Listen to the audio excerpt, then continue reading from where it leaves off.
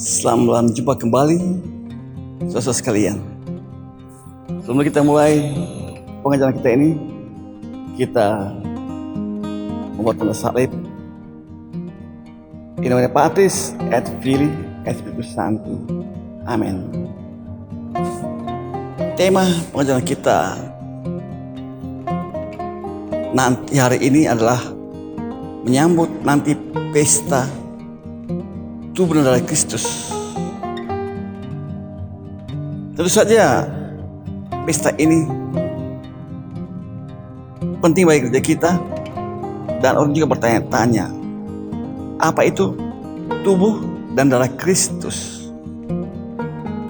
Ada banyak orang yang mungkin Katolik akan bertanya seperti itu, dan kita barangkali setiap tahun kita rayakan, dan setiap tahun minggu kita merayakan Ekaristi. Kadang-kadang kita tidak tahu mengapa disebut tubuh dan darah Kristus. Dan biasanya juga pada hari seperti ini, pesta tubuh dan darah Kristus, hampir semua paroki diadakan penerimaan komuni pertama bagi anak-anak. Komuni bagi anak-anak dimulai oleh Paus Pius ke-10 yang senang bahwa anak kecil pun juga menerima komuni.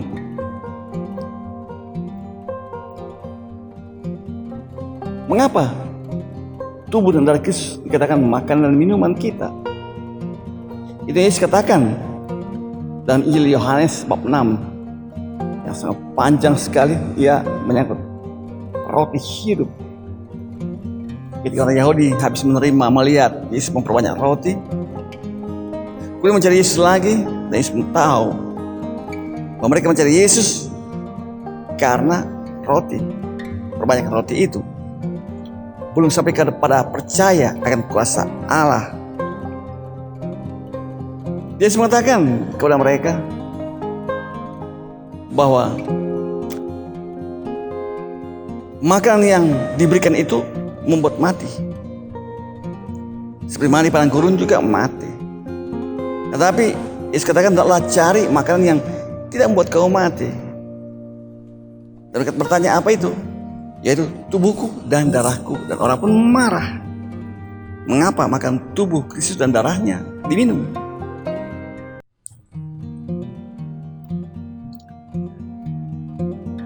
Yesus dan Injil berkata bahwa seorang sahabat mengasihi dengan memberikan nyawanya bagi sahabat-sahabatnya itu. Memberi nyawa itu adalah memberikan dirinya sebagai makanan dan minuman, tubuh dan darahnya.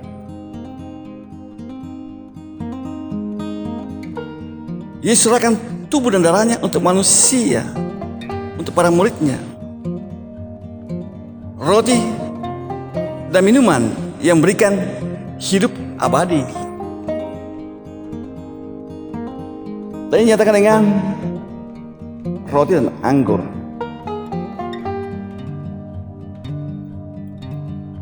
Sejak awal orang Kristen meyakini bahwa dalam roti dan anggur itu sungguh hadir nyata Kristus. Dan ini dirayakan dalam Ekaristi.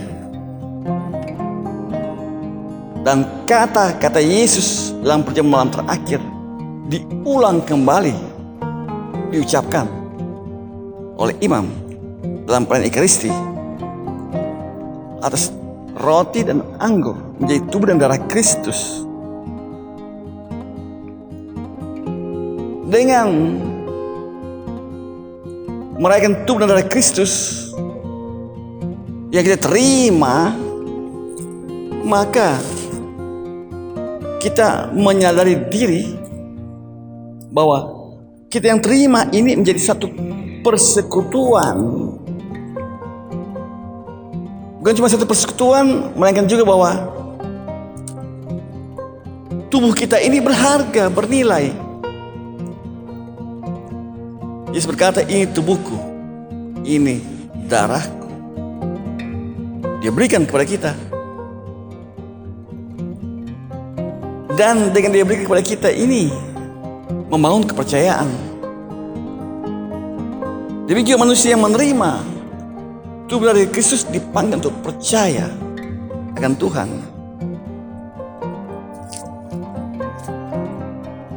Bahwa dan kita, Yesus memberikan kita tubuh dan darahnya yang kita terima, maka tubuh kita pun juga berbagian dalam keilahian Kristus.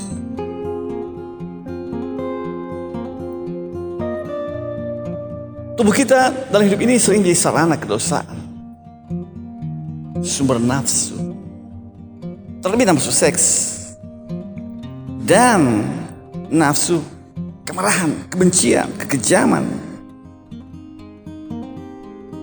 Dia menjadi objek tubuh kita itu, menjadi sarana pelampiasan nafsu dan ditimpa nafsu manusia.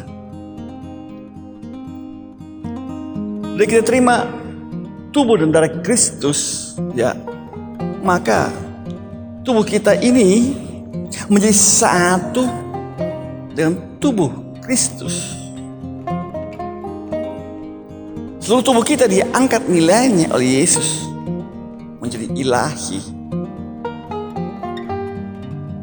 Dengan diangkat nilainya tubuh kita ini menjadi ilahi, maka seluruh hidup kita menjadi seperti Kristus. Apa itu?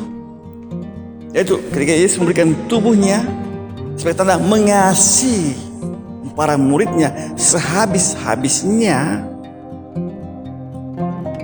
dan itu diberikan sebagai tanda kasih tanpa pamrih, maka kita yang menerima tubuh Kristus ini juga menjadi mengasihi tanpa pamrih.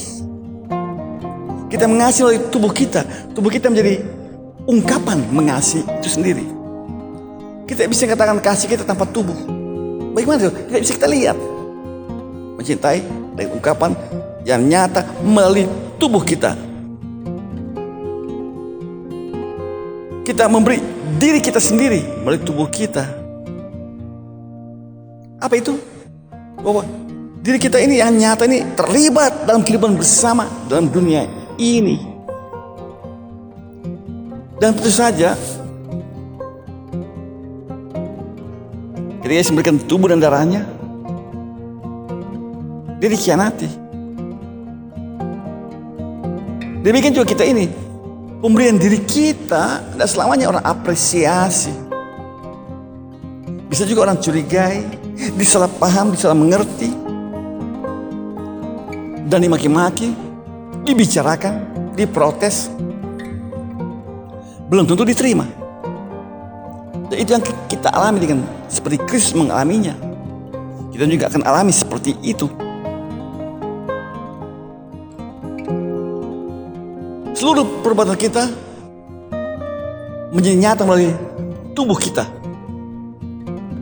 Tubuh kita menjadi nyata melakukan sesuatu. Dan tubuh kita tidak pernah sempurna.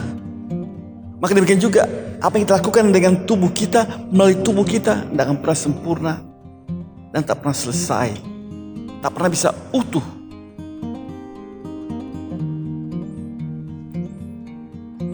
Tapi bahwa apa yang kita katakan itu harus nyata melalui tindakan kita, perbuatan kita, dan ini hanya melalui tubuh kita.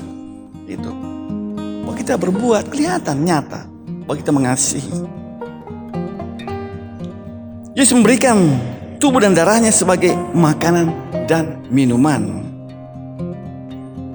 Kita makan, kita minum untuk hidup.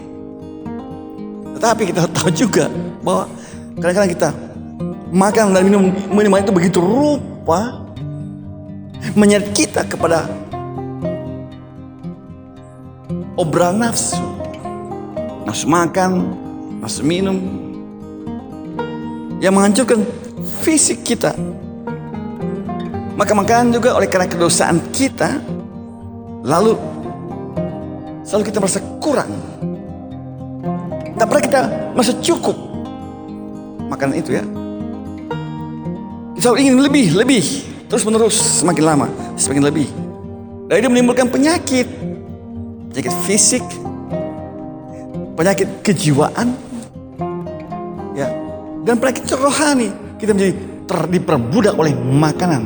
Kita menjadi hamba ketergantungan yang sangat besar pada makanan dan minuman dunia ini.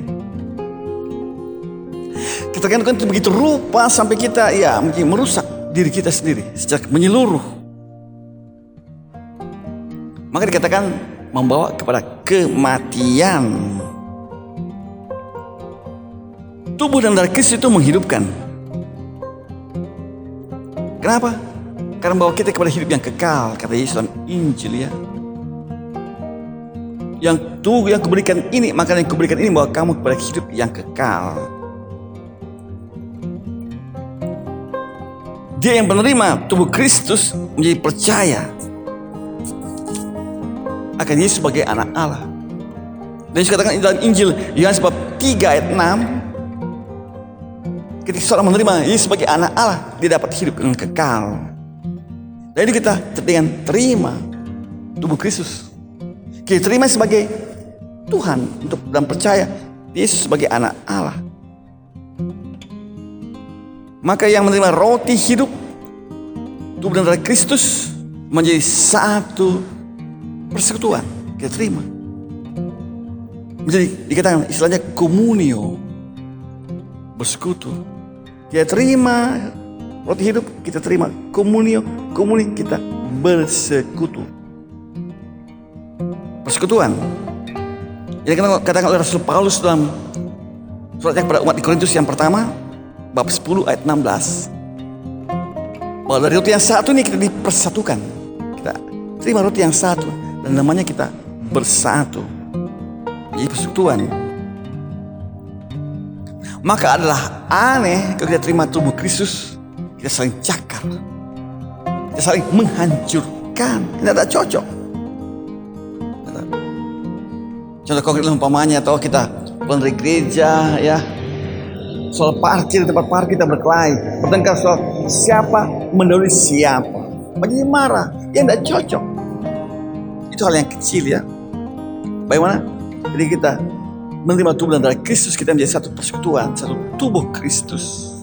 Oleh karena kita terima tubuh ini,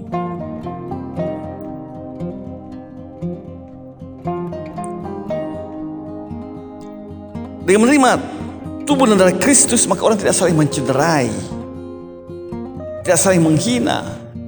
Maka adalah aneh ketika orang meraih Ekaristi, terima tubuh dan darah Kristus, kita saling menghina, kita saling melecehkan sesama kita.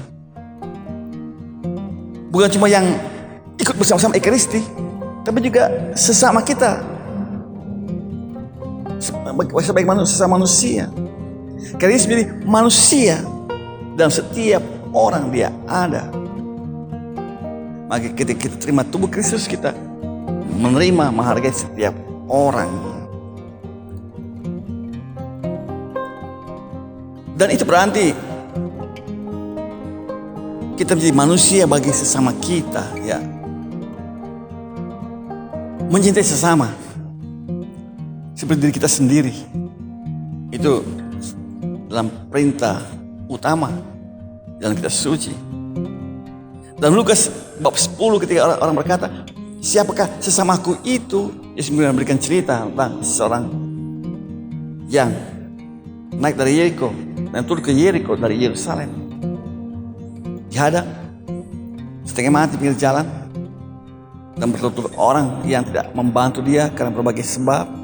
Lalu dikatakan muncul orang Samaria yang menolong itu. Dan Yesus bertanya, kalau itu siapakah sesama bagi orang yang menderita kemalangan itu? Dan orang itu menjawab, dia yang menaruh belas kasihan kepada sesamanya. Jadi menjadi manusia bagi sesama adalah kita menaruh belas kasihan.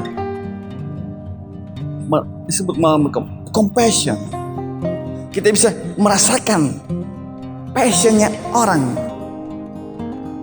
Inilah maksudnya dengan dengan belas kasihan, merasakan apa yang ada di hati orang itu. Seperti Allah juga mau merasakan apa dalam hati kita.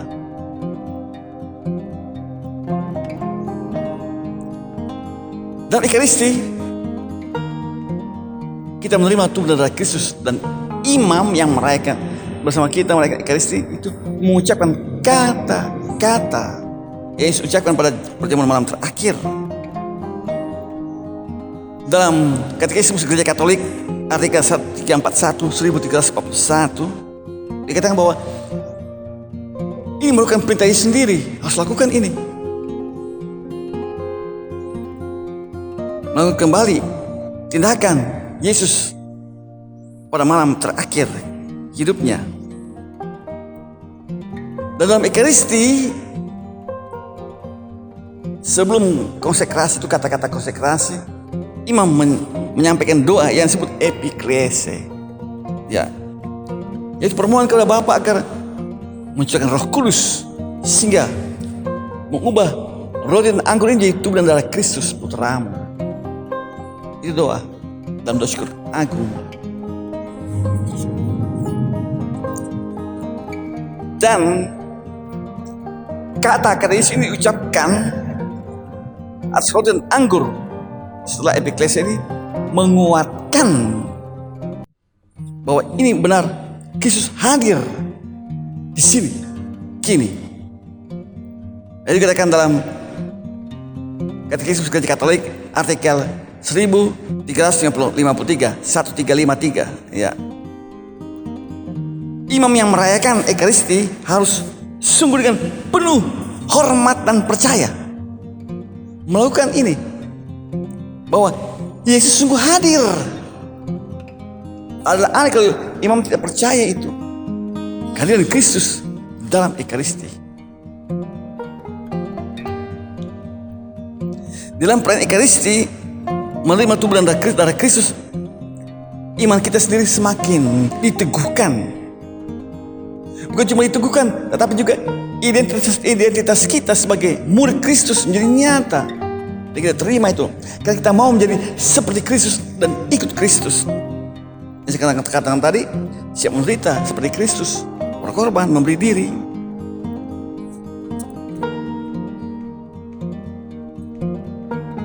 Dan dengan terima ini kita menghancurkan kuasa dosa dalam diri kita. Itu saja. Untuk terima ini, jangan sampai kita berada dalam kurungan dosa yang buat kita tidak bisa hidup dengan benar. Maka adalah tak layak kita terima Tuhan dari Kristus dalam keadaan berdosa berat, dikatakan dalam hukum gereja ya. Maka perlu mengaku dosa dulu untuk menerima itu, supaya apa kita terima ini membawa kita kepada hidup yang kekal, bukan kepada kematian kekal. Maka itu imam ketika mengangkat hosti lalu berdoa, semoga ini memberi saya hidup yang kekal dan bukan kematian abadi. Jadi kita perlu dibersihkan dulu diri kita dengan pengakuan dosa. Dengan menerima tubuh dan darah Kristus, kita membangun sikap syukur dan pujian akan Allah Bapa Pencipta. Kita dibentuk sebagai manusia penuh syukur dan percaya akan kebaikan Allah yang terus-menerus membaharui hidup kita. Dan menerima tubuh darah Kristus sebagai makanan jiwa kita, kita membuat diri kita sanggup menghadapi hidup tanpa gentar. Dengan terima ini, maka daya-daya rohani dalam diri kita semakin kreatif. Kita membangun hidup yang kreatif oleh karena daya-daya rohani kita dibangkitkan. Terutama sekarang ini tengah-tengah tantangan dan ketidakpastian, betapa tubuh darah Kristus menjadi sungguh makanan jiwa kita yang membangun daya-daya rohani untuk kita kreatif dalam hidup.